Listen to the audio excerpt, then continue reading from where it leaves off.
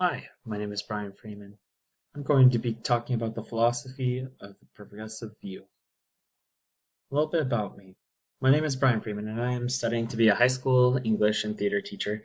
A little background about myself is that I went to a private trade school called the Young Americans Performing Arts College before attending CSU Fullerton. My major hasn't always been English. I used to be a performing arts major with an emphasis in acting, and I got my AA in it.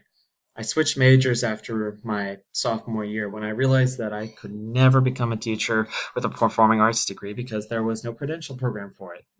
What do you know? Yeah, I was really disappointed when I found that out. I also had a dream of performing on Broadway, but I realized my true ambitions with my life don't line up with that dream.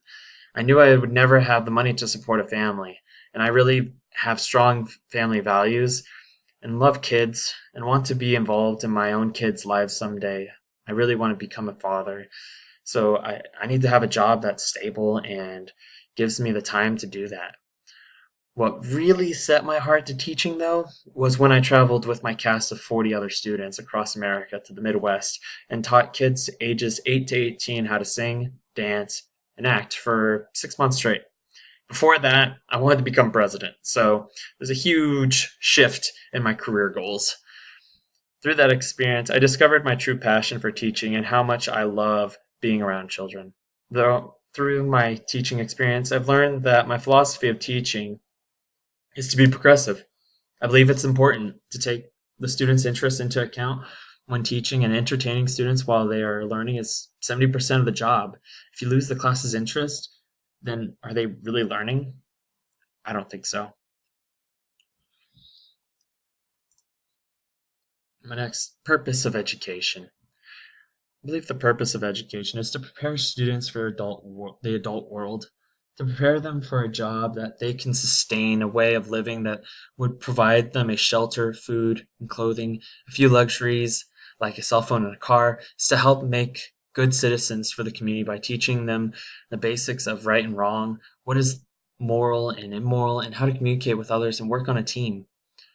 But not only that, I think it's to make critical thinkers. I think it's very important that students are able to think for themselves and have their own opinion to make the best decisions in their lives. And that'll also make it better for our communities. The role of the teacher. The role of the teacher is to facilitate, guide, explain, demonstrate, enable students to be independent thinkers and doers. The teacher's sole responsibility is to prepare students to be ready to engage in the real world by the time they graduate high school. However, teachers are also responsible for making sure students are actually learning and not just memorizing content to pass a test. Memorization is not learning. To help students learn, I believe it's important to spark students' interest. The Kevin Ryan in the book Those Who Can Teach speaks to this through the progressive philosophy on page 291. Posing problems based on students' interests helps heighten their motivation. I believe that keeping students interested in what is being taught is the most important job a teacher has. If a teacher loses the student's interest in what is being taught, then the role of the teacher becomes meaningless. The role of the student is the student should be able to think for themselves, share their ideas with their peers, and be motivated to learn. On the right, you see a little diagram where questions are asked, reflection is made, action is taken, and all three of them come together. I believe that's the core of the progressive philosophy. How does it relate? My ideology of teaching, purpose of education, and role of student reflects the ever-progressing rate of our society and technology, knowledge, and information. We need to adapt learning to make it relevant for the current time we live in. What I want to teach? What I want to teach? I want to teach enthusiasm. Enthusiasm to learn English and theater. As you can see right here, I have a bunch of actors on a stage and then hands around students that wrote the word English. Next is who I'm teaching. I want to teach at the high school. The preferred grade level would be 11th grade because I love modern American English. And the standards that go along with 11th grade English, such as analyzing, annotating, arguing, and critical thinking about sensitive subjects in society that affect the students directly, really interests me. And I'm very passionate about those things. And I want to help students make their own decisions. To be a little more specific, I want to teach regular 11th grade English. However, when it comes to theater, I want to teach all grade levels, as theater does not discriminate against age. Now, as we wrap it all up, how I'm going to teach. Do you see the top? It's the progressive education. I believe one of the most important things in progressive is socializing, helping students talk to each other. The theory of group socialization is individual peer groups rather than parental figures influences his or her personality and behavior in adulthood. I believe it's their peers that are going to help students learn more than the adults will, than the teacher will. Being able to feed off of their peers' opinions, hearing what their ideas are, will help them learn more and gain more knowledge, hear things that they didn't think about. I believe it's important when teaching that students have the opportunity to talk and learn from their peers. Think, Pair, Share is a very effective strategy in English. It allows students to first think about whatever the question was posed by the teacher, then share with their partner, talk about it, hear what they thought, and then share it with the class. Giving students time to share ideas helps build their communication skills and dialogue, an understanding of someone else's point of view on a subject. Next is the facilitating. I believe giving students the ability to learn on their own is an important strategy that teachers should use. Letting students express their opinions in a healthy, safe, and educational environment is important for students to hear opposition to their opinion and perhaps bring light to something they might not understand. Is assessment. Lastly is assessment.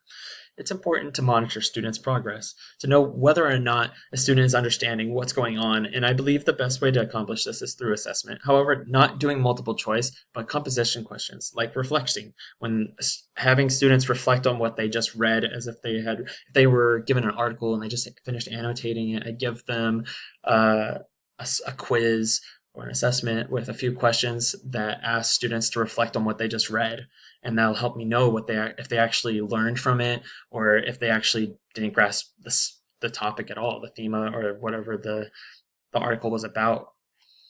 Down below is some diagrams. This first one is study and plan is step one. Take action. Collect and analyze evidence, and then reflect, just like how I just explained above the assessment process. And it just repeats. And right next to it is the 5 steps to create a progressive student-centered classroom. Create ongoing projects. Integrate technology. I think integrating technology is very important in today's schooling, but it shouldn't be the primary focus of a teacher. I think it's very important that students still write. I think writing is an essential skill that students need to have. And I think technology really takes away from the socializing aspect of a class. Replace homework with engaging in-class activities. That's what the Think, Pair, Share. I would also do Jigsaw or um, other activities where students have to work together. I also think creating icebreakers so students can get to know each other is important. When students get to know who their peers are, they'll feel more comfortable sharing in class their opinions. Eliminate rules and consequences. I'm not so sure what this one means. I think that's like when we have agree, disagree, semi agree, and semi disagree, where we open the field for students to share their opinion one at a time.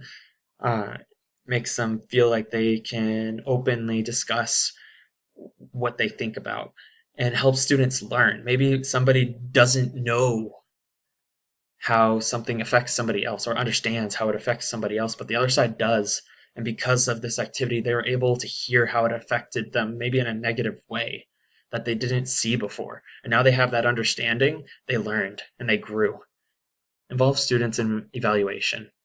So after I read the reflections, I put up the main things that I saw coming up in the assessment that I gave them, and I'll evaluate it with them together. My role in identity. My role in identity for my philosophy is just is just because I treat every student with the same respect. It's equitable because I give all students the same attention. It's inclusive because my teaching strategies involve all students at the same time. And that completes my presentation. Thank you for listening.